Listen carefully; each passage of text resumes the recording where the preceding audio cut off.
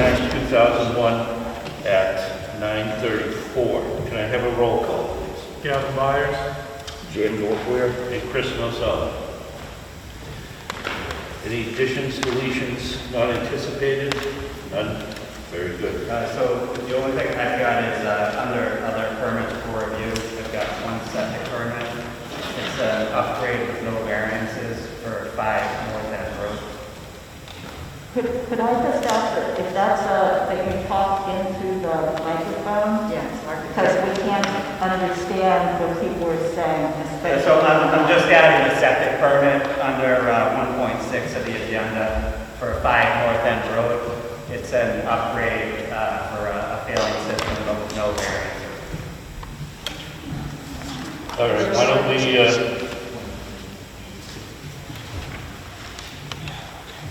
don't we, put that under 1.5.1?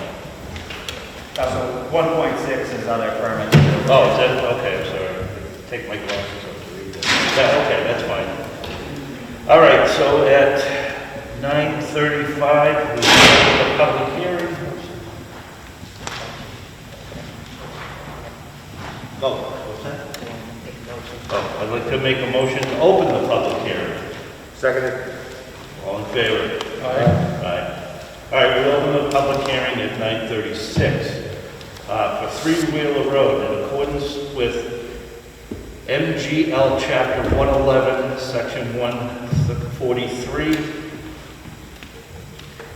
The nature of the hearing is to consider the petition of Shepherd Farm seeking site assessment for a poultry processing plant / slaughterhouse at Three Wheeler Road in West Townsend. I'm going to set just a couple of little parameters here just to keep this in order. Anyone wants to speak, I have no problem with it, but I want hands. I don't want people just shouting out. That way we can keep it civilized and everybody will get their turn and we can keep it very well under control. All right, the meeting is now open. What do you guys think? Gavin, do you have anything for us?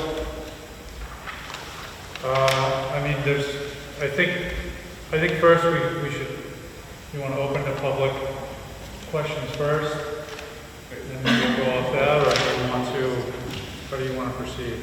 I'd like to see what the board has first, and then we can go to the public afterwards. Okay. Because basically what we're here to do is simply approve the site. If we have any conditions that we want to add to that, or if we deny it, either way. Mm-hmm. We want to get that ahead of everything. We have questions people have asked that are looking probably for answers. So I think we can deal with it ourselves right now and then open it to the public. That way they can see what we're doing.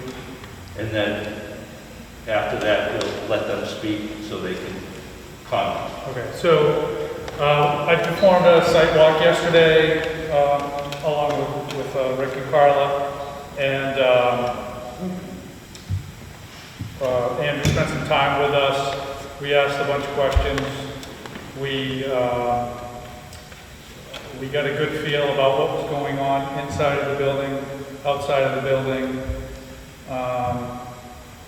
We still have a couple of questions that I think we're waiting on some answers for in terms of quantity of birds, manure and waste management plans,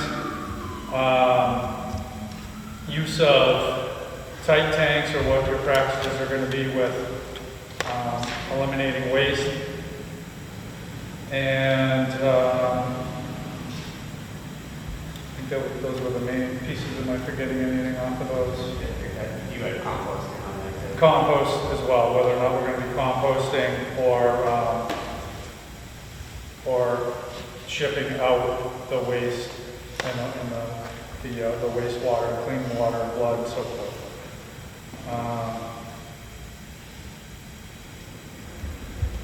Just reading my notes here. So I guess we'll start with. I guess the first question is concerning the sidewalk. have you determined what your limit is going to be as far as how many birds you're going to process on site? What are your future plans moving forward with this site through River Road? Mr. Chairman, this is the 30 market residence that we have, and just informed you that it's really hard to hear anyone like this. This is a remote meeting with a phone number calling, so it would be useful if I could hear people. They might direct themselves to a microphone somehow, I would appreciate it. We can probably move the phone more closer to the center of the table. Do the microphones work here? The microphones work on that speaker over there. Yeah. Right there. So what we can do, What if you put the phone Put the phone in front of the speaker? yeah, or we can put the phone near the microphone. I think whoever's speaking needs to go next to the microphone too, though. Yes, Are those That's birds what connected the to vote the speaker? yes, absolutely.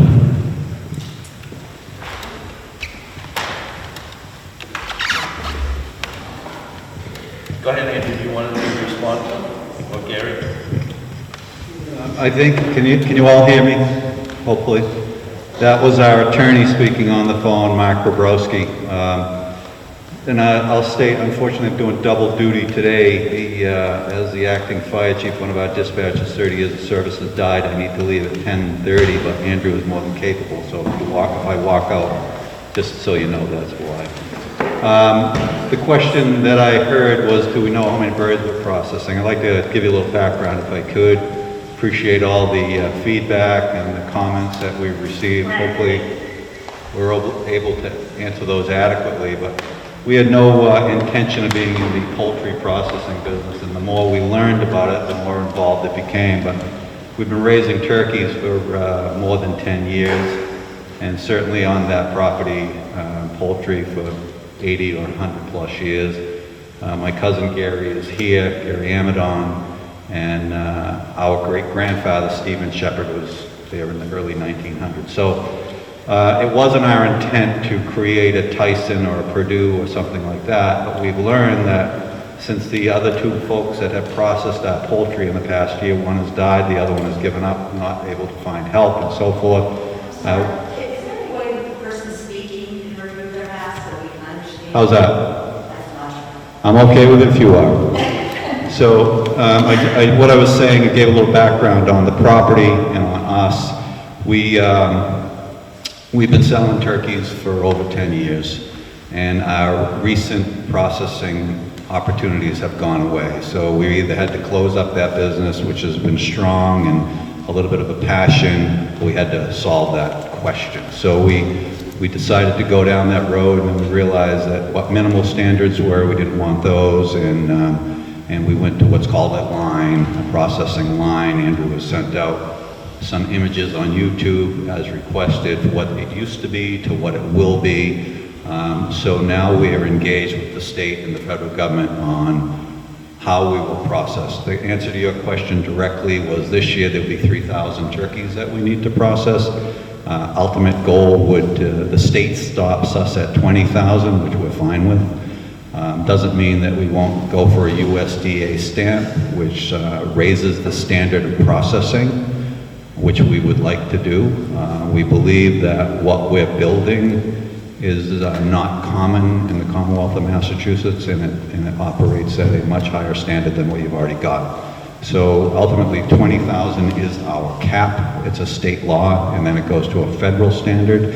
We would like to do 3,000 to 4,000 turkeys a year. We do 1,000 a day, so that's 4 days, 5 days most in the course of a year. And as far as chickens, broiler chickens, there is a demand for that. We've raised those as well. We do about 200 at a time. And so if we were to do 500 a week throughout the course of the year from April to October, I would think that would be a lot. Our ability to process chickens is 500 an hour. So if we were accurate at what we were doing, to be an hour of operation, but I would say probably 2 hours of operation during the course of a week, during the course of the summer months. The questions that I've seen, if I'm jumping too far forward, were how do we handle blood? That was in Pennsylvania earlier this week at another plant, and understanding the question, we've moved to capture the blood in the processing line, put it in 5-gallon pails, and send it out with the rendering product that will go to New York State to improve facility. The blood, at the risk of being too graphic, and there's a fine line between the morbid curiosity and what people really want to know, will coagulate and be more like a jello by the time it leaves. It's a common practice, common accepted and encouraged practice, with that being a good nutrient to inject it back into the soil, which we're okay with it, but it appeared that there seemed to be some reservations. So until we got that behind us, we've moved to capture the blood, put it in 5-gallon pails, and we'll send it out that way. There will be some blood residue just because you can't avoid it as the processing program goes forward. That will end up in the tanks and end up with the water, which is a rinse water that will be broadcasted as irrigation into one of our 400 agricultural acres. We've been doing manure management, if you will, for organic. We believe in natural and organic food processing, so we don't put a lot of chemicals in any part of our process, and that includes with spreading of the manure. So this would go in that same process. Any of that waste could be mixed with horse manure, which has no nutritional value to speak of, and would be broadcast on the field. So I don't know if that hits the high notes of the concern of the blood, but the majority of the blood would be captured. To give you an idea, we expect, based on weight and volume of turkeys and so on and so forth, that in the course of this year we may create a bathtub full of blood. In 5-gallon pails, it might be 10 or 7 5-gallon pails of blood. That's all that we would be created. So I'm happy to field any questions that you may have, and hopes to answer it before I have to leave. So just to clarify before we go on, so this year you're thinking 3,000 turkeys, and your total would be 20,000 turkeys, or 3,000 turkeys and then a subsidy of other poultry, chickens or whatnot? So the question, I don't know about the math, so the question was, what's the total? The total, aggregate total, everything is 20,000. We do not expect nor desire to be anywhere close to that number. That's a pretty involved volume. Thank you. Go ahead. If there are, Yeah, we've got it.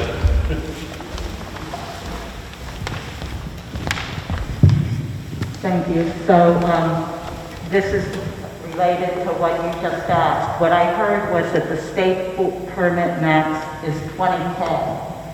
But then you might go federal. Is there a different cap?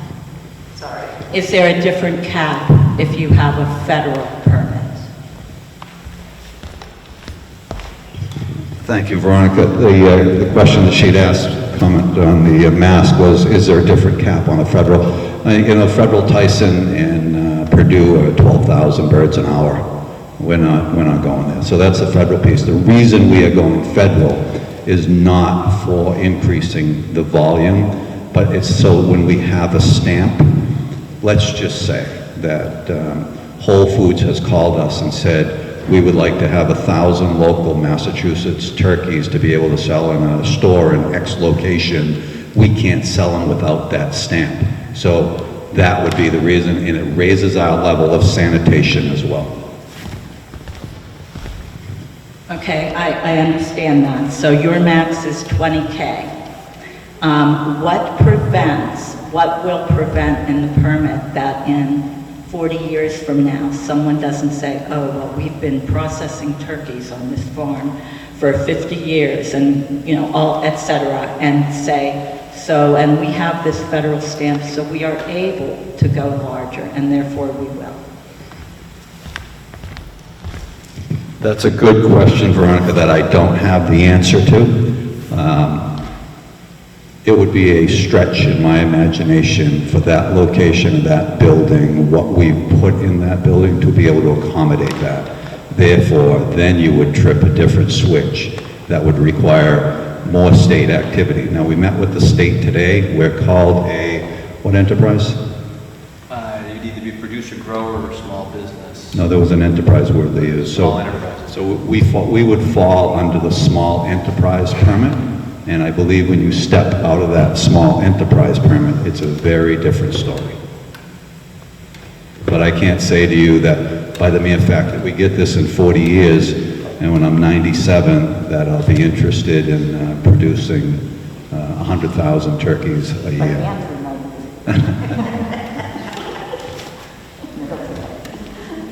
Okay, Gavin, you have something? So if we put a provision on your approval at 20,000 birds, anything beyond that would be a revisitation or a new permit process, and you guys would be comfortable with that moving forward. More than adequate. Thank you. Jim, you have anything? I'm going to follow through the meeting, I'm all set for now. Okay. Let's go this way.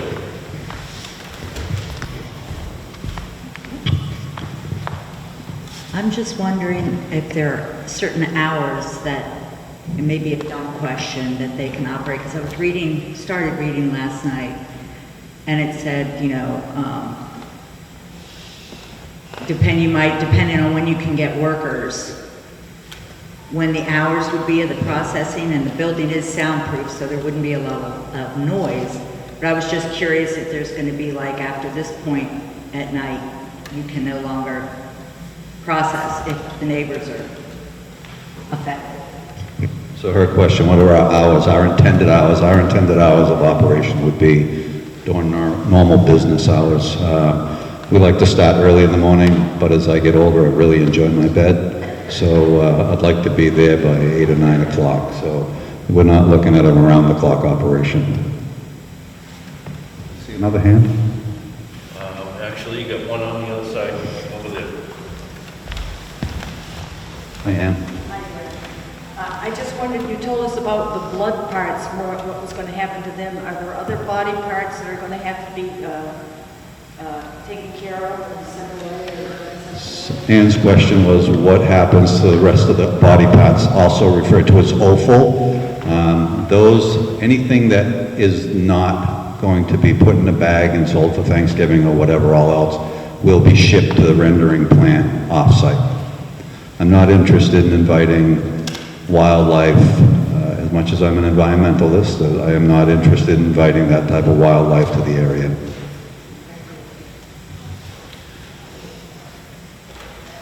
I guess before I ask my questions, because you do have a list of questions for me, but before that, I was wondering on the sidewalk, what other questions did the Board of Health ask, and what other answers did you get?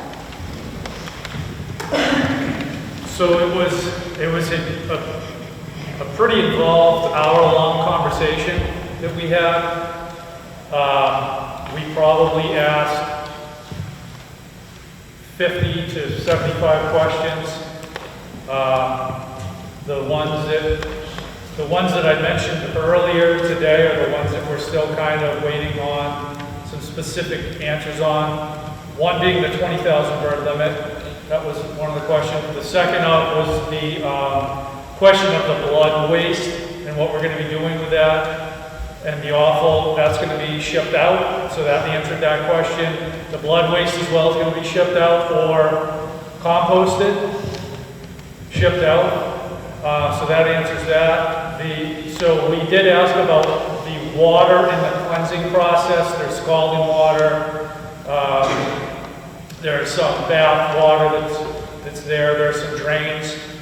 We do need to talk about the tight tanks for that process and answer that question, and where the composting for that water, or if we're going to spread that on field. So, are you going to compost the wastewater, the clean water, the scalding water, so on, or ship it out, or tight tank it, or tight tank that as well? So the question was, what's our intention to do with the water from the scalding process or the dipping? So after the birds are euthanized and eviscerated, they go into a temperature, we try to get them down to 34 degrees. They sit in ice water, and they'll stay there at least 5 hours to get the body temperature down, and when the body temperature is down, then they'll be packaged, put into coolers, and then they go away. That water is effectively clean water, just cooling water. That water will go into that tank that you just talked about. And then the same with the tank for the scalding. It runs at 140 degrees. The turkey goes into the water, he's on a chain, he goes through a little process, he comes out the other side and gets defeathered. That water would also go into that tight tank. Tight tank in the sense that it wouldn't be a fiberglass lined tank, it's just a holding tank. Then it would go into one of our liquid applicators, which we have and we've used for years and applied onto the field. So all of that non-chemical water, it has no chemicals in it, it is just a wash bath water, would be used as irrigation on fields, whether it be in that immediate location or somewhere in town or somewhere close by. The tight tank being monolithic, so we've used those before. No, it'd be a septic tank with a beautiful connection between the two. Okay. I'd also share with you, nobody asked the question, but this morning we met with the Senior Inspector for Food Protection Program with the state of Massachusetts, which we've had ongoing dialogue with them as well. And I share with you all your questions and concerns today, but I'd like to give you a little comfort to know that their standard of what we must operate on in order to be able to be certified and permitted is very, very extensive. And I could bore you with all the details here, but I can assure you that from joints of how the floors meet to make sure that there's no ability to create bacteria of any sort so that there's anything left on the equipment or the floors or the walls, the process in the event that the power goes out, how do you handle a bird until either the power or the water can be restored, and all that. All those are questions. Unfortunately, we'd be here for hours because we've been working with them for months to explain all those details, but certainly if you have specific questions, we're happy to field them. Anything else, Kevin? Read my notes here. So, in terms of manure management and compost, is that going to be done on that site, or are you going to do the composting at another site? The manure management, it's such a limited amount of manure in this process. And as far as the composting, the only thing we have not addressed on site would be feathers. And I don't know if they'll be ground or they'll be put in. It is encouraged to be done right on site, to either line it with a plastic or to put it in some type of organic material that will heat it up and cook it. And that's encouraged as well for the pig industry. That's the latest thing that's been out there. Last year they killed tens of hundreds of thousands of pigs in the West because they didn't have a place to do it. They put them in these long windrows and covered them with manure and let them rot for a month. And that's about what it takes to do, is to compost it down about a month. So in terms of approval or disapproval for a site, I wouldn't mind knowing what it's going to be. Are we going to? Well, let's go with the more restrictive. We'd compost it on site, and that's all regulated as well under the food service program. So you'll have a designated area lined with plastic or a bin specifically designed to manage the compost byproducts of the process. But as of this year, we should have no composting going on. The only question that I have is the feathers. So outside of that, all the product, all the waste, all the offal, all the blood will be leaving, with the exception of a little residual blood that will end up in the tanks, that ends up on the floor, that gets washed out when the birds are transferred from one process to another, from the cold water into the bags where they'll go out of the building. Do you have a question? I live right next door, and I wonder, is there anything that's going to be going into the ground? I don't have privy to town water. I have a well. So, Ann, we want to be good neighbors. Yeah, give you water. Well, the short answer is no. I don't know what I don't know, but anything going into that building, coming out, it's going in one end of the building and coming out the other end as a finished product. And all that is generated within that building will be managed and handled in the appropriate designated fashion and not pushed into the ground or the groundwater. This young lady here has a question. Hi, I live right on the corner of Main and Wheeler, and I'm concerned about traffic because the traffic is brutal at that intersection there. And I'm worried about the smell. And we have the stream there. Is there anything going into that stream? And I am worried about the smell most of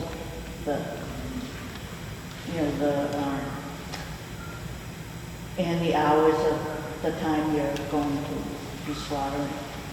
I am a vegetarian, so I am very against this, but I know it has to be done, but I'm really worried about the traffic and the smell, and if anything's going to go into that brook. Question on the brook? No, you shouldn't see anything going on the brook at all. Question on the traffic, I'd be shocked if you noticed an increase other than on a weekend or Saturday. If the average trailer can carry 150 turkeys, live, full-grown turkeys, you might see 8 in the course of a day. So the only difference on the traffic would be you would notice a stock trailer going by, which is plenty of stock trailers that travel 119 east to Flame in Littleton. Farmers Live Animal Market Exchange on Tuesdays, so I would be shocked if you would be noticing that. The folks that work there, most would be 10, and for limited time. The other question, smell, I would be shocked if there was any smell at all. So during the site walk too, we noted that everything is very well contained within the building as far as the process of slaughtering the birds. There's doors for the trailer, so the trailer can go into this building, the door can close, and unless you're in and out of the door, you're not going to know what's going on. The building has a pretty good setback from certainly Wheeler Road, but definitely from 119 as well. Those are just kind of my observations on that. And it is such a clean process, I highly doubt that even in the parking lot outside of the building that you're going to be able to smell it. Comments brought up this morning by the state. They certainly have been encouraging us at different levels and pointing out things how we can raise above the minimal standard, because we've made it clear to them we're not interested in minimal standard. We talked about how we would have an impermeable surface outside the building. Of course, we like to have grass and we like to present it well. If you look at our buildings on Lunenburg Road, from 177 up through 225, they're all red. And we'd like to keep it at that standard. We'd like to make sure that they present well, and the impervious surface outside doesn't allow any dust into the building or allow any dust into the air, because we just don't want to have that. The piece about you being a vegetarian, congratulations, or good luck at however that works, and it's not meant in any way other than complimentary. But we believe, and I have since I was a little kid and I've watched this, that to respect a life, if you're going to eat it, has to be done respectfully and has to be done in a kind manner. So I can assure you that one of our standards for the building is matched on the standard in which the animals are treated from the time that they arrive until the time that the process is complete. So it hasn't come up yet, but I think it's important to recognize that this, as violent of a process as it could be, it's not a brutal process. Jim? I'd like to just make an opinion on my own behalf, but everything that's going on now, when we came into this country from over in Europe, we had candles. Electricity was invented. We now have electric lights. When they did the telegraph, who knew we were going to have cell phones in 2021? to look forward for 40 years as far as what's going to happen in Townsend, we're living today. We're in a changing world. I know that Townsend needs this facility. I'm in favor of it. There's a lot of questions and answers, but we have to live, we have to go on. And I'd like to ask Mr. Chairman if we can move this a little bit. Yes. We have one more question. Oh, I have many questions. Thank you. Are they regarding the site?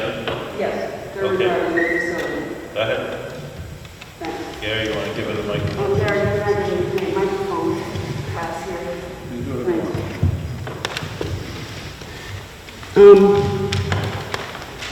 So please, I'm seeing some discrepancy in the written literature, Gary, that was distributed. Originally, you said there were 3,000 birds a year, and then at the last meeting, you said 300 to 400,000, and now we're up to maximum 20.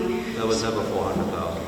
Okay, so maybe I misheard, but so this paper you distributed says 3,000? That's accurate. So we're from 3,000 to, you just said 20,000, I thought.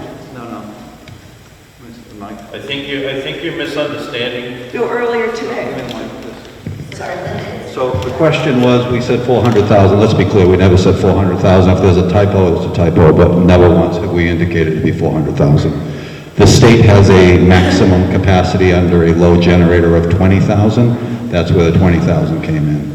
3,000 to 4,000 would be the maximum amount of turkeys. This year, we're at 3,000. The 300 to 400, I don't know. I said possibly 500 chickens a week during the course of April to October, most. And I don't know what the market's going to do. So it's going to be under 20,000 a year, total? Yes. Thank you. And please, the building, and you're not going to believe, maybe you won't believe this, but I was a food manufacturer and distributor owner for over 30 years, an agricultural product. This has nothing to do with this. Please move on. The building permit was to rebuild a barn or to build a slaughter facility, please. Stated on the permit for a slaughter facility. Thank you.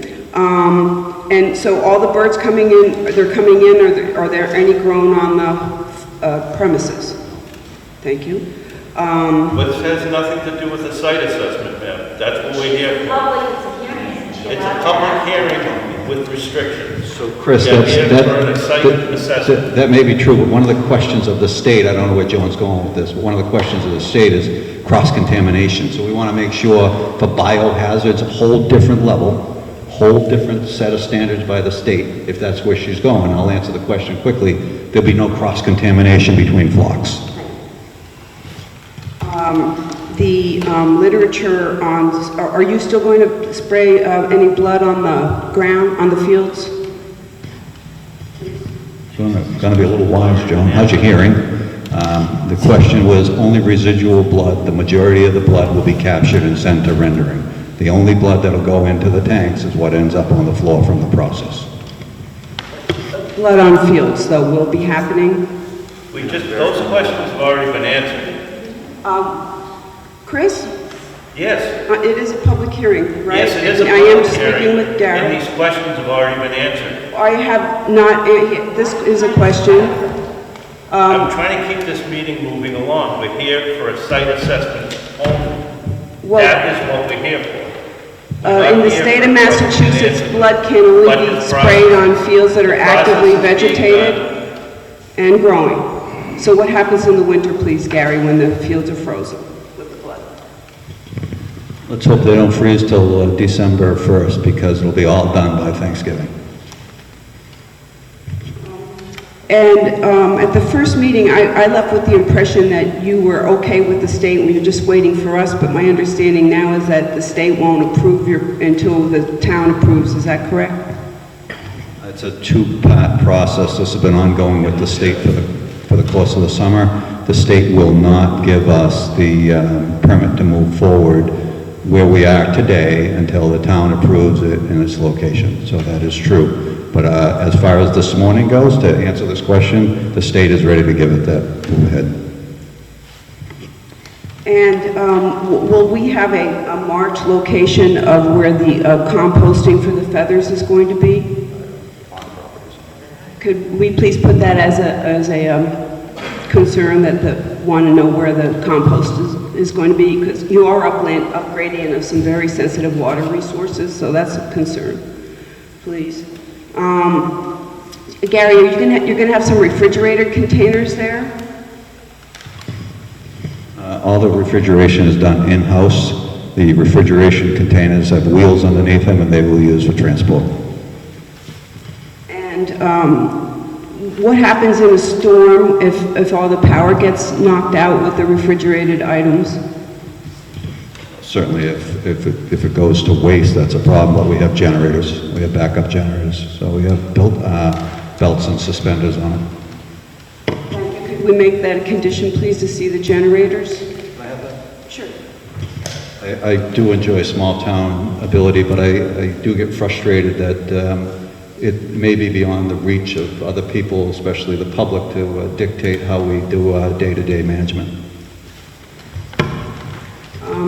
I'm just concerned that if there's, trucks can't enter or exit because of a huge storm, or we lose power for 12 days, like we did a few years ago, that if you had a refrigerated bunch of animals there and things started melting down, it might be a concern.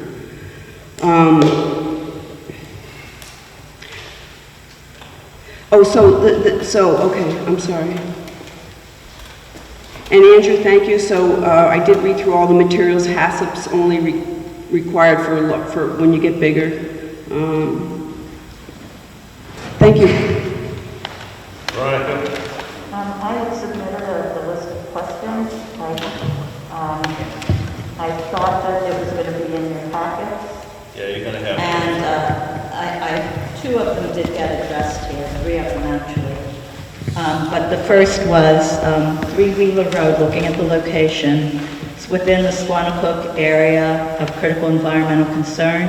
It's also outstanding resource water. There are other locations in town that don't have those designations. The fields at 3 Wheeler Road drain into Willard Brook, and it ultimately constitutes the headwaters of the Squanicook. How will Townsend's waterways be protected? Will there be any monitoring? What makes this a good location is basically what it comes down to. And that's the question for the Board of Health. The question for the applicant, since this has been ongoing and the town only really got involved 2.5 weeks ago as far as the public went, and maybe at the most a month as far as town government went. I guess my question is, what other locations did you consider for this? So I'll answer. The Board of Health first, and then you. Sure. So the first part is, so the nearest well station would be down on Main Street. There wasn't any concerns from the water department with, go ahead. I'm thinking more about people like Leon who have. You got, Veronica, you got to take it up. Can't hear you. Sorry. More concerned with people who have wells and also with the waterway, not with the public water supply.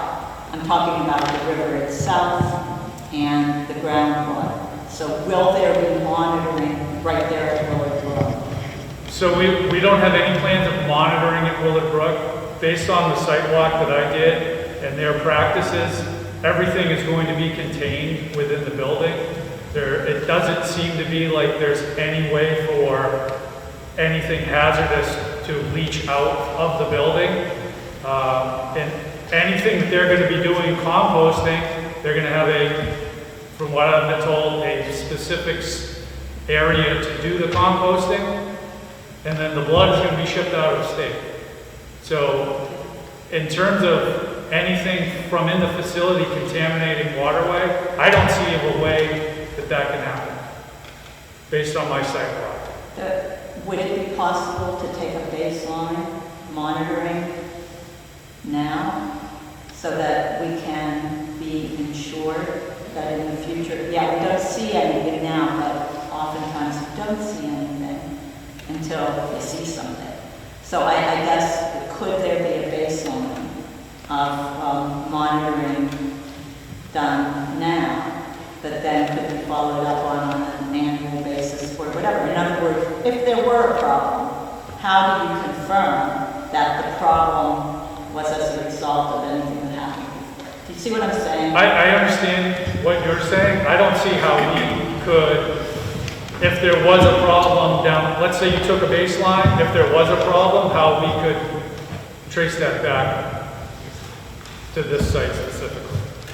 If I could, Veronica, I'd like to point out a couple points to your question. I know you're asking for the Board of Health first, but we just replaced the water line from the pump station west on 119 2 years ago.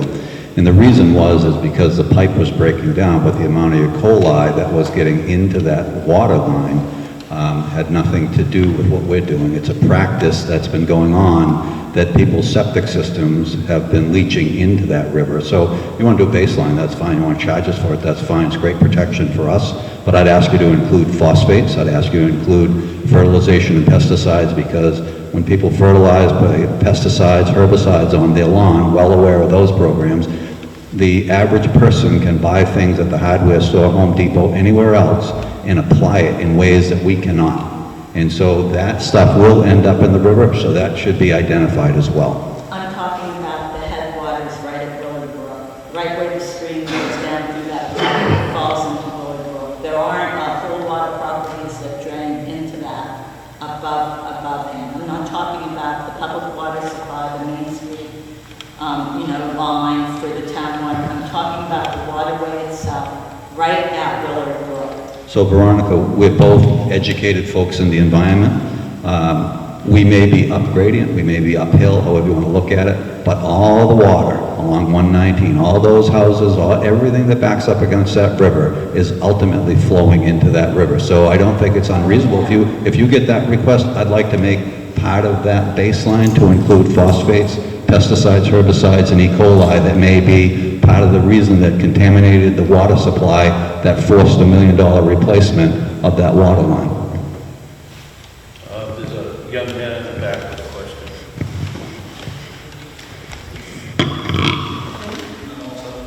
You all set? Okay. Anything else? I have a question for Mr. Shepherd about We have irrigation. one question in the back. There were two parts to my question, Chris. Oh, okay. We'll get back to you. Kevin Scott. I guess the question I would have would be, the location of that building is a long ways from the brook. There's no issues there. I guess anybody would complain. Probably would have a legitimate complaint over. I guess my question would be, if you were putting a septic system in for a single-family house, two-family house, got to be 5 foot above the water table, am I correct? Okay, up there, they say the water table's probably, what, Kevin, 40 we can't feet? hear you. Put the speaker to your mouth, please. Probably 40 feet down, maybe, Yeah, that's for the water table? Would that be a fair assessment? But, all those houses down along the brook, they're probably 2 feet, 3 feet, some of them that haven't been upgraded. The ones of them that have been upgraded are probably at 5 feet. The man's putting low-grade stuff in water onto existing fields that are probably nobody's going to argue that that's probably 40 or to 50 feet above the seasonal high groundwater table. And how can you condone the guy for doing that? What's the chances of any of that going to leach down into the water table 40 or 50 feet down when you got all those houses down on the bottom? How can you mandate the guy to put in monitoring wells? How's that going to work? That's just a question. Veronica, you still have a question, but let Gavin answer. I don't know, I'm not an expert on testing water and, Well, I think that's a fair question. You got seasonal groundwater modeling, regular lawn, 40, 50 feet down. I could only answer, we dug down to 16 feet on those fields and didn't hit water, so all I can say is we went down. Okay, 16 feet, give it 16 feet. But anybody else down along the river, 100 feet from that brook, can be dumping ammonia, bleach, all kinds of stuff, flood waste from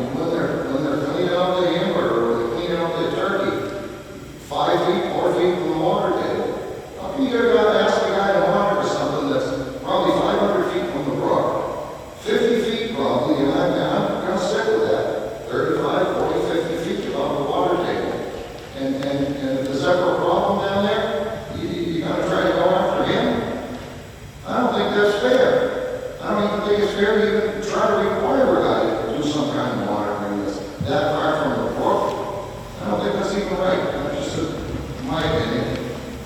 Okay, Veronica, you got to finish your question. I guess my question was about location.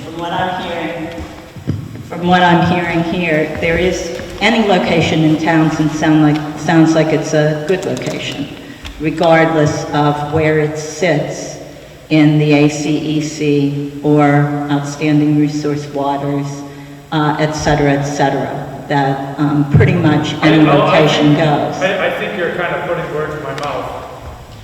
From the site walk that I did, based on processing turkeys, I don't see how any of the wastewater is going to leach down into the waterways in that part of town. Okay. If they're going to be, if they're farmers and they're going to be properly taking anything and spreading it on fields,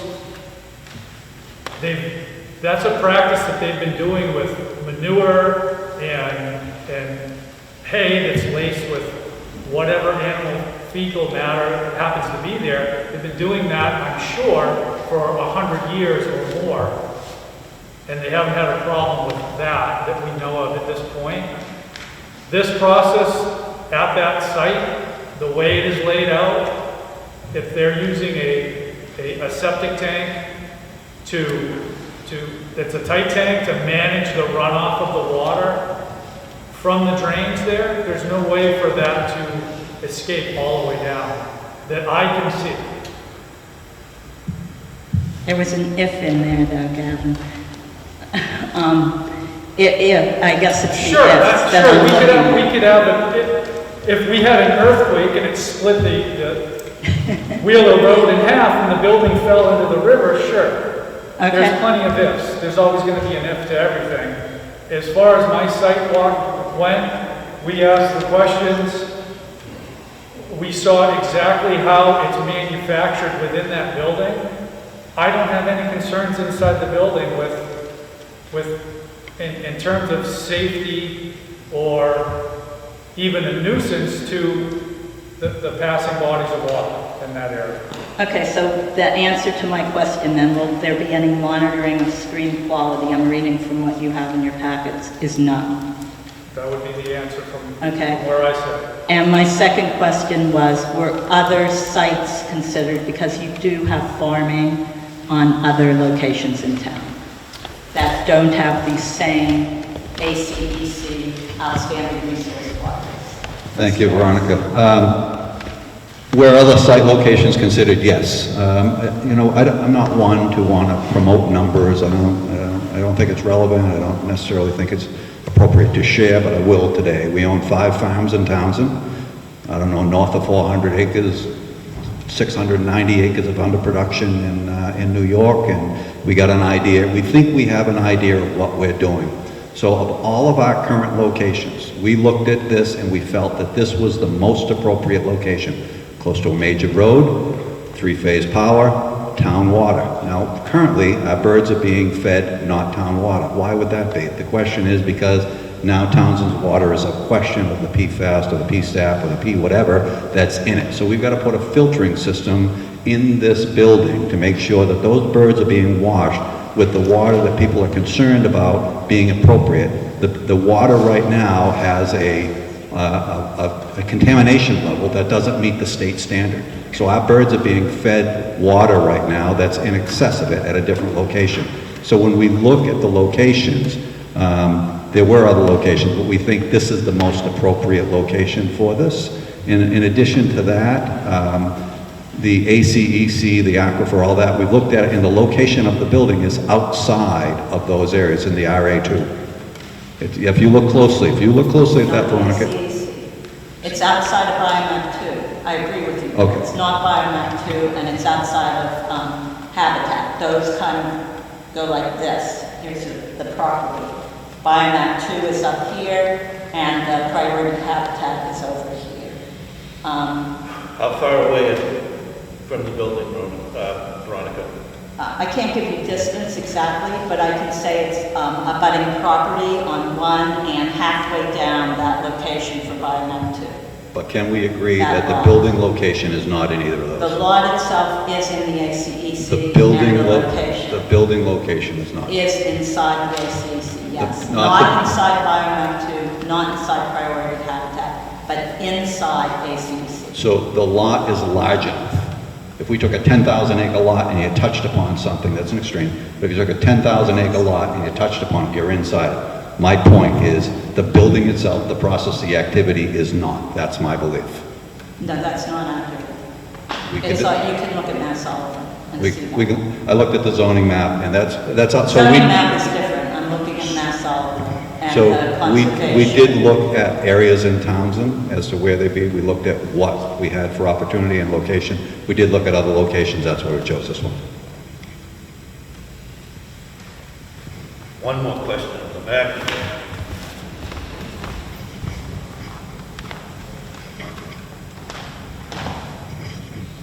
You know, I'm kind of stuck on, that's an existing poultry farm. It's been an existing poultry farm for a hell of 100 years. You know, what's really changed up there? You know, you're processing, I'm sure that the Amenon family's processed an awful lot of birds up there in the last 50 or 75 years. I'm sure not to the quantity that they're trying to do. And, you know, but Mr. Shepherd, he's built a beautiful building in there. And you know, it's a safe, as far as I'm concerned, it's a safe area. You're well above the water table. It's on an existing farm that's had, I don't know, what was it, 50,000 birds up there? You know, for many, many years, it was a 50,000 birds a year up there. That's what they raised. You know, and I'm sure they didn't process that amount, doing it the old way, but, you know, they probably processed, what, a couple thousand birds a year there, Gary? Yeah, you know, that's, you know, so what's really changed? He's modernizing the facility. I don't see why we're even having this, to be quite honest with you, but I understand we gotta go through the permit process, but I don't know, I don't know why they're trying to condone a farmer from trying to operate in Townsend. It seems a little difficult to me. Thanks.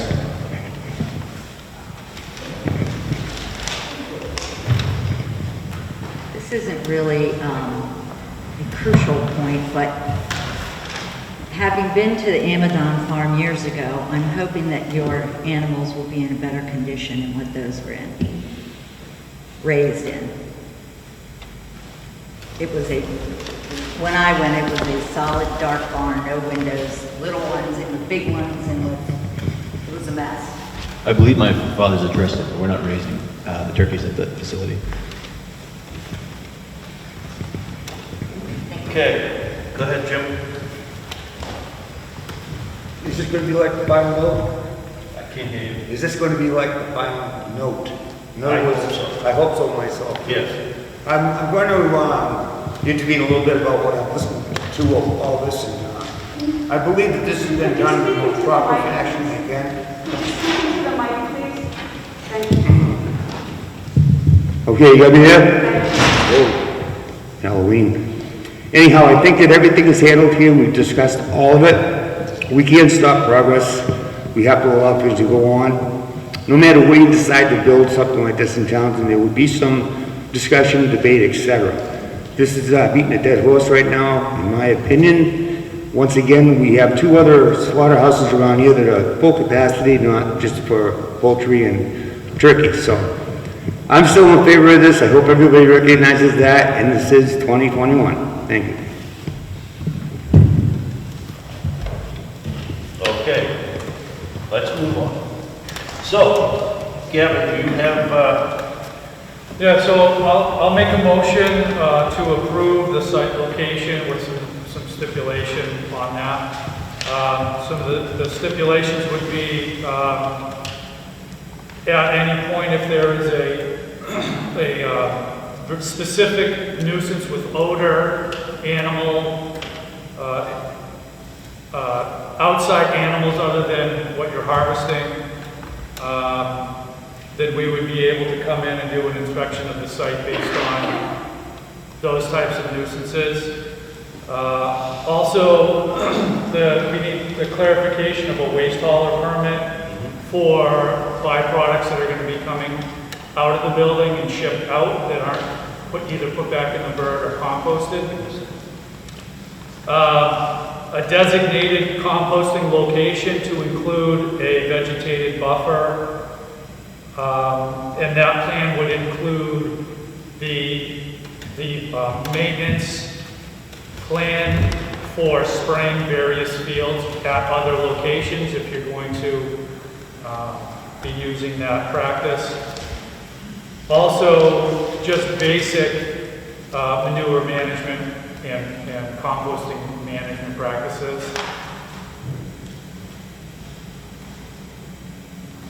And the other would be the approval of waste tanks for where the drains are going to be running off for the water, scalding water, cleaning water, so on and so forth. So we'd like to be able to inspect those. They may fall under the plumbing code, so we'll make a determination on whether or not those fall within the plumbing code. So those would be the stimulations that I would like to make on my motion to approve 3 Willow Road for the slaughterhouse. Very good. I'll second that. All in favor? Discussion? Discussion. Can I have the microphone? I'd just like to ask Andrew, do you think those are extraordinary conditions? Those seem reasonable. Thank you. Andrew said that those seem reasonable. And I think this has been a very helpful public meeting. I want to thank everyone.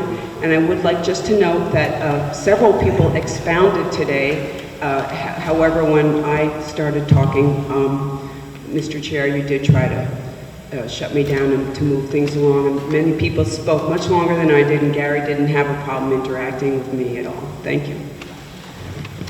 Make a motion to close the public hearing. Second. Yeah, so just to clarify, so when you said the designated composting location, and you said something about the board reviewing it, so just to clarify, you're asking Shepherd Farm for a composting location to be submitted to the Board of Health with their dust management practices for how they plan to compost their spread prior to completion. Prior to completion, yes. Okay. So let's close the public hearing. 10:32. You get a vote. Aye. Aye. Okay, let's close the public hearing and move on. Let's go to 4.1 COVID update. Rick. So we need to make a motion. Yeah, there's been no motion. You have a motion and second, but you didn't. Oh, okay. Can we vote? Let's go back. I'm sorry, I apologize. Let's go back to vote to accept the site location with the restrictions. Second. All in favor? Aye. Aye. So moved. Okay. So moved. Okay, let's go to 4.1, Rick. COVID update.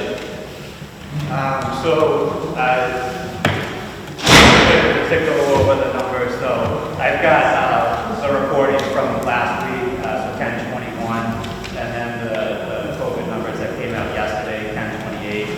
So I'll just compare the two numbers week over week. So the number of cases in town over the previous 2-week period reported on October 21st was 42 cases. Yesterday on 10/28, the number of reported cases was 31, so down 11 cases from the previous week.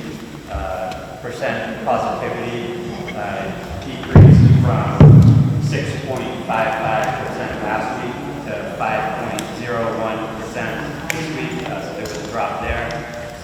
The Middlesex County average increased slightly from 1.23% to 1.27%, and the state decreased slightly from 1.83% to 1.76%. So our percent positivity is still well above the state and county numbers. As far as the vaccination rates go, there wasn't too much change in the individual numbers. So just I'll go over the total count population rate the percentage of individuals in town that have received one dose remains 66%, and the number that have been fully vaccinated increased 1 percentage point to 62%. Looking at the county level, those that have received one dose are at 77%, again compared to your 66%, and those that are fully vaccinated are at 70% compared to your 62%. So compared to a couple months ago where there was concern about those rates, we are continuing to kind of catch up to the state level, although still behind those numbers. Wanted to give some information. I think it might have been emailed out to you as well, but just regarding the booster shots, so there was a change that came out from the CDC, and that was reciprocated by the Mass Department of Public Health. So for anybody that had originally received the Pfizer or Moderna vaccine series, you would be eligible for a booster if you're 65 years or older, age 18 plus and live in a long-term care setting, age 18 plus and have underlying medical conditions, age 18 plus and work or live in high-risk settings. And the recommendation would be that you receive that booster shot at least 6 months after your second shot, and you could at this point get any of the approved booster shots. So if you received Pfizer the first time, you could go and get Moderna as your booster shot. If you had originally received the Johnson & Johnson vaccine, you would be eligible for a booster if you are over 18 years old, and they would recommend that you get that booster at least 2 months after you finish the series, so the one shot for Johnson & Johnson. And you can also get any of the vaccines authorized in the United States for that booster as well. There is the Shova booster clinic that is occurring today. My understanding is that it got filled up fairly quickly. There was also kind of a limited amount of vaccine that we had, and if they were offering a Moderna vaccine.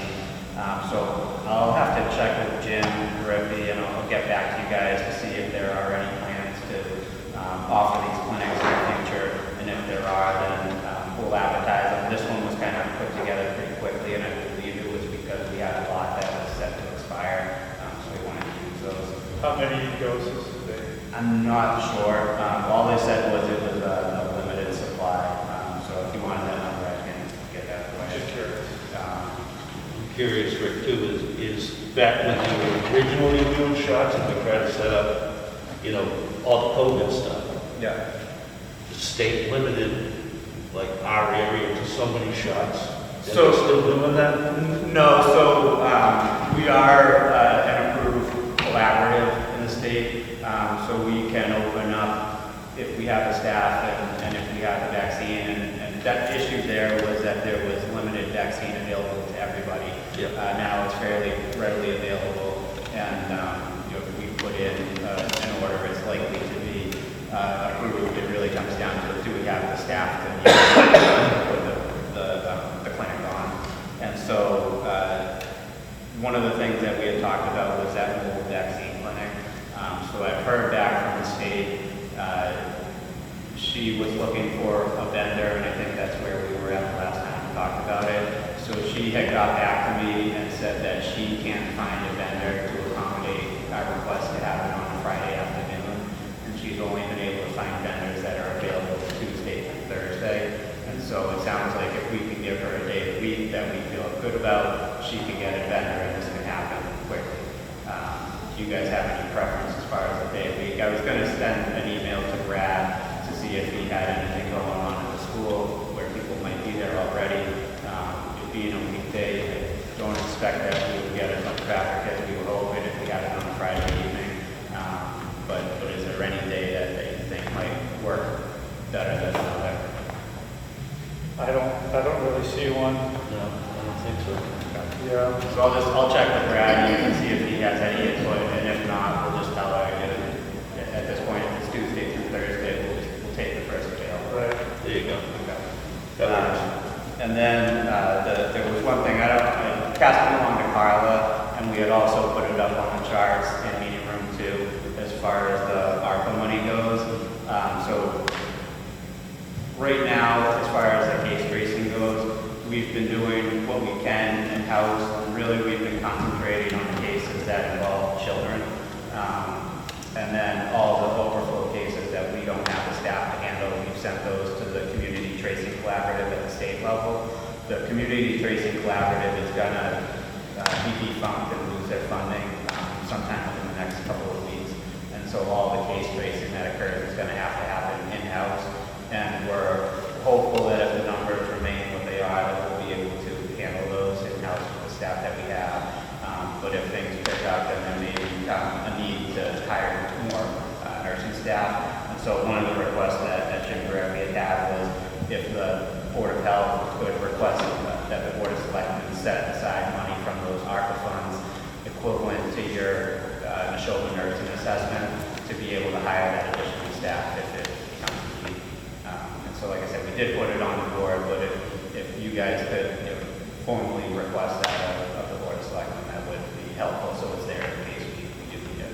I can forward that to the selectmen. I'll CC you as part of our minutes. Okay, that sounds good. And then just the last thing, there's still quite a bit of planning to do, including the approval, but our understanding is that the pediatric vaccine clinics, or pediatric vaccines are going to be approved somewhere around November 1st. And so our public health nurses and Jim Griffey have already started talking to the school nurses about school clinics that would be school-based. And so we do have plans to offer the pediatric vaccinations. I'm not sure how it's going to work, if they're going to be at the schools or if they're going to be at another location, but we are going to be doing that. Are school nurses qualified to give those shots? Yeah, they're registered nurses, so they can vaccinate. I don't know if they have up to this point, but we would be offering our staff to assist in that. If the school nurses are going to be doing it, I'm sure there'll be some level of training if they are uncomfortable with vaccinations. But we'll be either providing staff or finding volunteers to help out with the clinics. And like I said, there's still a lot of planning to do. So if we have to provide most of the staff, it may be done in waves similar to how we did the flu clinics. But if it's school-based and the school nurse can handle it, and we have enough volunteers and staff to do it, then it might run a little bit differently and happen concurrently if possible. I wouldn't want to hold those kids down. No. That's not going to be a fun day. So yeah, we'll see what happens. I mean, obviously, there's going to be the opportunity for them to go to their pediatrician's office, to a pharmacy. That'll require that the parent sign a consent form, and I believe there's the intention to say that the parent has to be present as well. But we're just not quite there. We've been aware of it for a while, so there is a significant amount of planning that's gone into it already, but there's still some final details to be worked out. Jim, you have a question? Rick, this is a little bit back to what you were talking about, but are you anticipating us having to wear masks until January 15th? It's really good. It's up to you guys when to make that decision, and at what point the numbers you saying, we feel comfortable with where COVID's at. We could, make the recommendation to the board that if they choose, they could, or board of selectmen that if they choose, they could remove the mask requirement. But at this point, it was a recommendation from the board based on the COVID numbers at the time, and the board of selectmen put that requirement in place. So it's really, there is no state requirement for it. I don't anticipate that that's going to come, so it's really up to you guys when you feel comfortable with the numbers to communicate that to the board of selectmen. Is that something you want to recommend to us in the town, right? I guess I'll keep on providing the numbers to you, and ultimately that decision will be up to you guys. Okay. If you want my input or you want any other data, I'm happy to provide that, but it's really still your decision. And what is the, sorry, Jim, go ahead. One other thing I'd like to add is I think there's a bunch of confusion among the town hall employees as far as whether they can hold meetings or not. We can still have meetings with social distancing with masks on. The building's not shut down. And I'm wondering if we could just put a note to Kathy or somebody to tell all the other bodies that you can meet in the town hall. Yeah, but they should actually already know that, right, Veronica? Yeah, you can meet in town hall. It's definitely a decision of each board whether they want to or not. Right. We would recommend Zoom links so that people can attend who are not comfortable coming in to town hall. Okay. So it would be nice if there were Zoom links for all the boards. You know, but as far as holding an in-person meeting goes, we've been doing that. The Board of Selectmen has been doing all of our There's just a meetings. little bit of confusion there, Veronica, but I just wanted to get it adjusted so that we wouldn't have that problem. Yeah, so if you feel the need to communicate to other boards what the requirements are, you could. So I believe that when the governor signed the act that extended certain provisions that were put in place during COVID-19, he extended the ability for boards to meet remotely until April of 2022. So you can meet in person, you can meet virtually if you choose. You can have some sort of a hybrid. And Adam had offered us some language which we put on this agenda. And if you're going to do it in the future, I would suggest that you continue to use the language that you provided.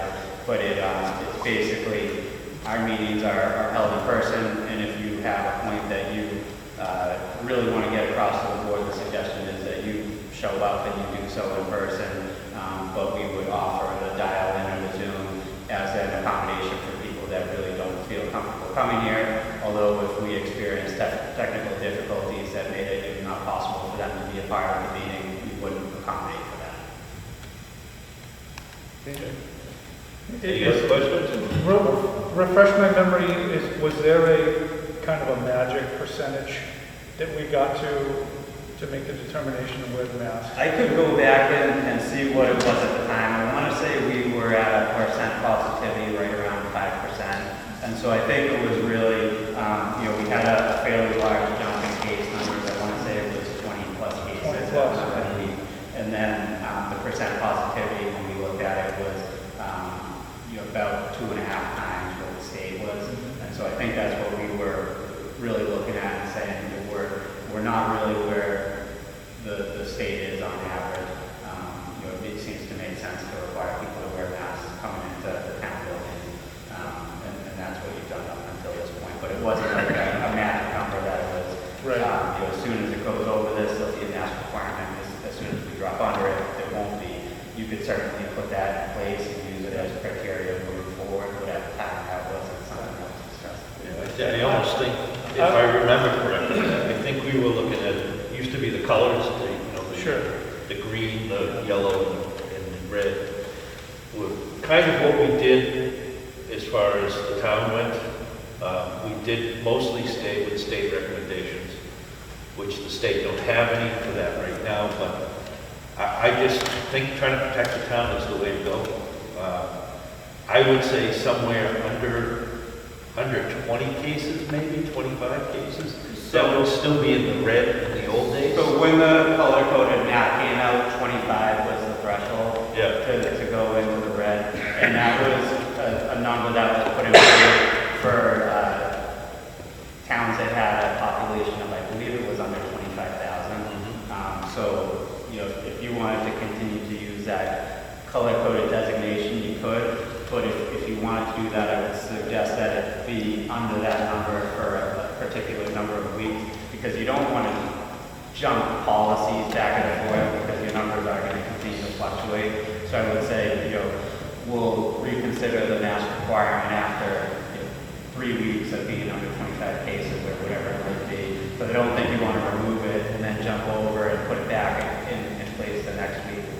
So what I was going to kind of recommend was maybe we have a process where if we get to the red, right, which would be 25 cases, we would go to wearing masks in public buildings. And then after 3 weeks, and we drop below 10, if we met those two conditions, then we could talk about removing the requirements in town hall and public buildings. Or something to that effect. Yeah, I think 10 would be, I think you'd be wearing masks forever at 10. Per 10 people. Per That week. would be. It's been a pretty long time since we've been in below 10. Below, say, single digits. So where do we track typically? Because I know we always talk about we were right around 16 to 20 cases, and then we jumped over now I think it was 31 cases that we were at, and it's been about that level for 3 weeks that I can remember. Yeah, so 10 is a little. Sure, we could do 20 or 20. You know, I think if you were under 10, then you would at least ensure that it's possible, but not likely to come above 25, the next week. The next week, right. So it might be something we could talk about in the future. Yeah, we'll put that on the agenda. Get some hard, fast numbers, that way the public kind of knows where the basis of the Yeah. compliance comes from. That's what I did. Go ahead, Veronica. Where do we stand with Can you? vaccination? I'm sorry. Where do we stand with vaccination rates? Has that been So- changing at all? So I just went As over a well, little bit. because I would look at that, if that's going up, the cases should come down. in theory. That's the hope anyway. So we do post a weekly report, I think, on the Board of Health portion of the website. So that gets up there. It's got a case count, percent positivity, as well as a breakdown of vaccinations based on age and total population in Townsend. So it's all available for you to look at. It goes back, I want to say to the beginning of September. Yeah, I've been monitoring, I was just curious, has that been improving? It's been getting. I haven't looked for the past week. It's been getting better, but it's certainly not at a blistering pace. It's a Okay. slow and steady rise. Anything else? No? Jim? We can come up with a number we're gonna use now, we're gonna wait till next. No, we'll discuss that at the next Okay. meeting. We'll put that on the agenda for the next meeting. Speaking of next meeting, when is your next meeting before Rick? Because I know after a couple of permits, he's gonna Yeah. go. You do have, if you look at your meeting schedule and what you've been doing, it would be Friday, November 12th at 9:30, but I know that you were also discussing whether or not you wanted to stay with the 9:30. So, is that okay with everybody for the next meeting? I won't be here on Friday the 12th, but I can definitely give you notice. I don't think it would be a big deal. Sure with this? I don't have any conflicts with that, the 12th. Are you, Chris? And then So we actually moving our meetings to Friday? Is that what we're doing? Well, we did that for a couple of months. Yeah, we did, okay. I don't think I wanna stick with this. No. So why don't we put our next meeting will be on the 12th, and we'll have on the agenda specifically to look at the schedule for the next, and start looking at your calendars, and you can give me a little bit of ideas if you can, send me an email. I'm not available, and we'll try to put something together. Okay. Can I just add something to that? So Yeah. if it's possible, if we could schedule out at least a month or a month and a half would really be preferred. It's just been super busy, and I am scheduling out that far, so it gives me a little bit better idea of how to schedule my days. We schedule out to the end of the year is good for you, or?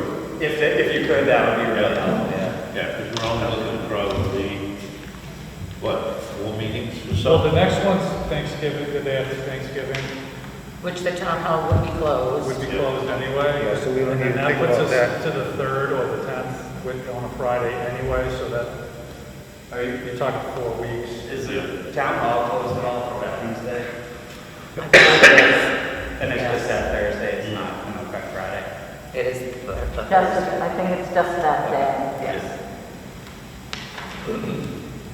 So how do people look for, Well, we Do you- can, the do you 12th is wanna- fine, right?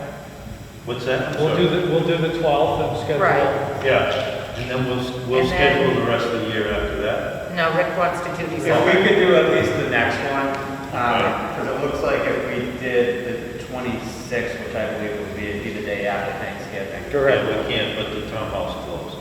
So, I don't necessarily know that it's closed, but I don't think that anyone's going to want to meet. It's only Can we Thanksgiving go back to Day. Monday, the 22nd? Do you want to do Monday, the 22nd? Yeah, You are you guys? available for that? I'm not, yeah. How about the So 23rd? Mondays in the middle, I could do after hours, but middle of the day. Because I only schedule Monday, Tuesday, and Wednesdays for work. Yeah, okay. So, You working during the day or also at night? So typically, yes. Yeah, so basically Monday and Tuesday though. I can do evenings on Yeah. those days if you want to do evenings. On I'll which have day? to move some things around. But You gotta pull that down, I can't hear what you're saying. I'll have to move some things around Yeah. on those days. Okay. Going forward, evenings are fine. Okay. But for the next couple of weeks. Yeah, so we're looking at the 12th? Well, no, we're looking at the 22nd or the 23rd later in the evening, right? For a quick Or meeting? could we do it in the morning once again? 'cause we No, already we can't do it in ran- the morning. 'cause Yeah, yeah, well, we've got work. All done, okay, I lost it myself, sorry about that. The 22nd I can do in the evening. I can do after 4 o'clock on the 22nd. So is that right, Black, or 6:30? Sure. Which, are we looking at 6:30? you Yeah. said? 6:30? 6:30? Yep. On the 22nd. Okay. And then do you want to go, then that would be bringing you into the 13th, 6:30, the 13th of December? Okay, I gotta figure that out. I'm no good at phones. It's technology. Okay, the 13th is the last meeting I'd be able to make. Yeah, that's when you're heading south. I'm heading on Thursday. Yeah. Okay, So 6:30 that day is fine. okay. On the 13th. 13th. Okay, and then we'll worry about that after because you're gonna be gone, but you'll probably conference in, right? Yeah, okay. Okay. So we're looking at the 13th of December? Is that okay for you, Rick, just the next two? Yeah, the nights are No, fine. It's we're just gonna during the stay at day. 6:30, fellas? Gets a little tough. All right.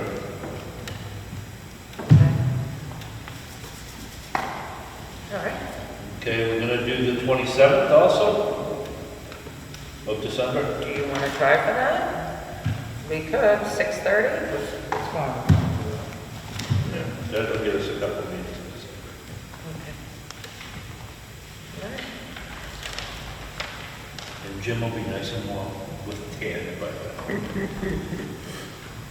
Okay, that will take care of that. Rick, that'll get us to the end of the year. Good for you? Perfect, yeah, appreciate it. Okay.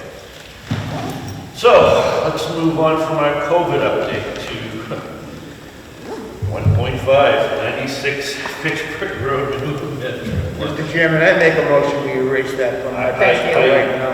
Thank you. Yes. Get her off the plate until we see Yes. what's happening. You want a motion then? I make a motion that we take 96 Pittsburgh Road Manure Management off of the agenda temporarily until we find out what's going on for us.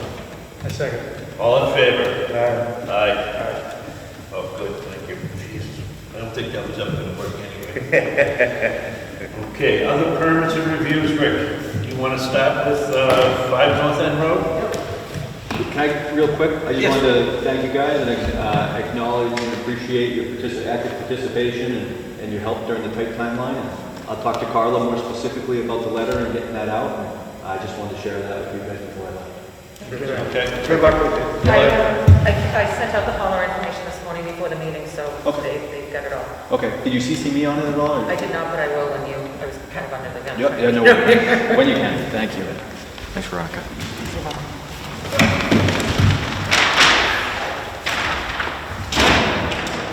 So, the existing house on North End Road, there's quite a few, they don't show it on the plan, but there are quite a few wetlands up in the front. This is a long, or sorry, this would be the front. So there's quite a few wetlands up this way, well in the front yard. Which end is 5? Is that? It's towards Route 13. Oh, the other one, okay. So driveway comes up quite a ways, existing house, existing system over in this area. They would like to put in 1,500 gallon two-compartment tank, 1,000 gallon pump chamber that'll pump up to a 15 by 40 field. There are no variances that they're asking for, so it's in full compliance with the upgrade requirements of Title 5. That's just a proposal. Oh. Yeah. Make a motion to approve 5 North End Road as drawn. Second. All in in favor? Aye. Did it fail for 7, Gilchrist, Title 5? I might have to check it on it. You want me to go back again? If, just in passing, if you come across it. That was, part of what we were worried about. Will I see you Tuesday, Rick? I think, you have another one? No. Or is That's that the it? only septic permit I had. Oh, okay, good. There you go. So, just to go back to the hearing and the decision that'll have to be written up, is that something that you want us to write a draft and have Adam review? Is it something that you want to ask Adam to write based on what you guys decided today? How do you want to handle that portion of it? When you write that, we can have Adam check it, I think. Okay, so I'm just going to basically use that Tewksbury example that he gave us for kind of the more standard language, and then I'll try to fill it in based on what we kind of did leading up to it, and then the conditions that were decided on today. Sounds good to me. How about you guys? Yeah, okay. Very good. All right, let's see. Let's go to invoices. 1.7. Okay.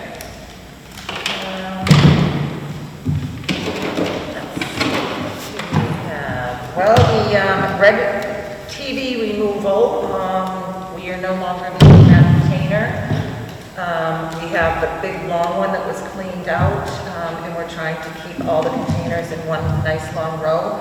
So I had them fill it up as much as they could and said, take it away, and there's $1,100 that we won't have to see for a while. Completely recycling solutions to finish cleaning out all the bulbs and the batteries, get rid of that god-awful container that's now gone, to have them take all the CFCs, the electronics and everything, another $1,600. But that's because we're taking in so much, we have so much more to get rid of. Yes. So it stinks that we have to pay, but we do have to pay to get rid of it, so. So you have the TV removal?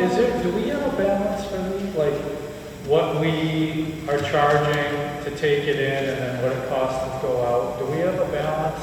Well, we have the general revolving account. And I get a balance report from them about every 3 months. So that's, And that's it. So it will show you what comes in and what comes out. It's just really hard to know when things are going to fill up and when you're going to need to dispose of things. Some months it looks like we have a ton of bills, and then the next month we won't have any. But I can get that for you if you'd like to see it. The last time I saw it, it was still up around $39,000. We've been very good with keeping an eye on that money and make sure it doesn't deplete. Staples, a couple of supplies for me. I think I need a toner and pens, a phone message book, my phone message book, pens, blue pens, and a calendar for 2022. Waste stickers, these are the recycling stickers that we give away to the residents. We ran out, I think I buy them every 18 months, and that's a couple of $100, $268. Why is this circle? Microwave ovens. Oh, because I don't like the fact that they're charging us $15 for microwaves when we're charging $15 for microwaves. We're not gonna make any money. So I want to talk to them about that and say, Yes, you're charging okay. too much. I look at them. Yeah, And then, that's why I wanted to know.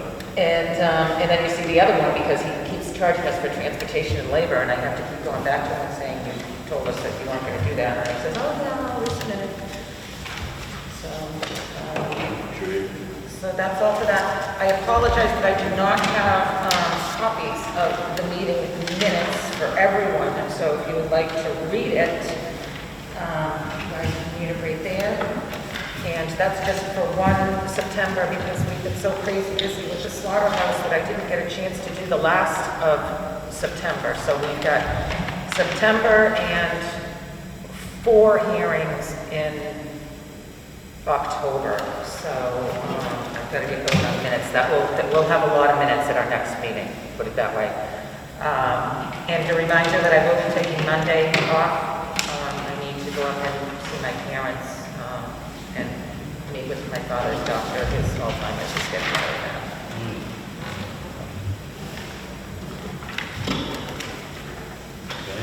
Is that all? It is, and then Jim's reading the minutes, so I really don't want to talk about anything while he's reading. We have the recycling center update. The selectman appointed Sean Pearson. He got all his paperwork in, so he's good to go on Saturday, the 6th of November, and I will be down there to greet him and to make sure that he's good. We're also going to keep the cemetery worker as well for probably the next 2 times, so he can shadow Paul and see exactly what's happening. And just not throw him into the bin and say, here you go, you don't know what to do. And then we can work with him about the loader. Yeah. And the communications out with him with the loader. Very good. That's it. Okay. Is that a complete update? I think so, other than the fact that we've really tried to clean up. You made, the last Saturday on the 16th of October was your highest week ever at the recycling center, and I believe you made $1,340. $1,300. So all the bins are completely filled. The metal, the plastic, the 2 bulkies, and we have enough furniture on the ground to, once they empty the bins, to refill it and then dispose of it again before we're open. And Glenn is down there working on the site today. So I think he's actually going to end up moving all the stuff in, and we won't have to ask Roger's employee to go down and help us with the loader. I think he's just going to take care of it all. I think it will be easier for him to just do it one day. And I also think that he's probably, I'm hoping that our Salvation Army bin and the other book bin that are, we're waiting to empty so we can get rid of. I'm hoping that he will be taking those today too. And the new book bin, it was supposed to be delivered at 10 a.m. today. It was supposed to be delivered at 8, but they were running late. So, and we're moving, we have a new book bin so we can actually publicize to the public that we do offer recycling books, and it's going to be right next to the garage door. So when the employees open it up, it'll be right there. So they'll actually be able to see what's going in it. And then I'm going to move the textile, the one textile that we have left, and move that one next to there, because it will be easier for them to come and exchange them where they're on pavement, and it won't disrupt the ground. And then that whole area will all now be clean, and we'll have to decide what we're going to do with it. But it will all be really nice, and I'd like to actually grade it and put grass there. Maybe have the employees park there. But it's all right next to the stream. What little stream? I Well, don't see the intermittent stream by the culvert, by the pipe. So basically that's just a seasonal water flow out of a pipe? So we could actually repipe that and send it down further? Shouldn't we? I don't know if I'd want to go there. No? Stan stopped in the office yesterday. He said he's gonna get in touch with you, and you guys still need to walk that. You need I to do it. understand that, I'm just gonna ask that question. Yeah, that was my next question. How are we doing on the slab? I wasn't, Yeah. Yeah, so, we're still moving forward with moving all the containers that were over in that sensitive area to the other side, and make sure that we have one continuous stream of containers. We've moved the cardboard and the plastic over the other side, so we're still moving forward with the layout of what we want. It will just be, what are we gonna do with the ground? that would be a lot more, much easier to discuss after we take the sidewalk. Right. Because what he's talking about, and I'm talking about, are 2 different topics. Usually is. Okay, so that is our update, future agenda. We've still got the stable regulation update for next month and the septic regulation update for December. As far as the 12th goes, I think we're all set. Yep, you're going to be on the 12th, the 22nd, the 13th, and the 27th. So you've got your next 4 meetings to the end of the year. Fantastic. Thank you. Motion to adjourn? Motion to adjourn. I'll make a motion to adjourn at 11:10. I'll second that. All in favor? Aye. Aye. Thank you very much, gentlemen. You did a hell of a job. That was excellent.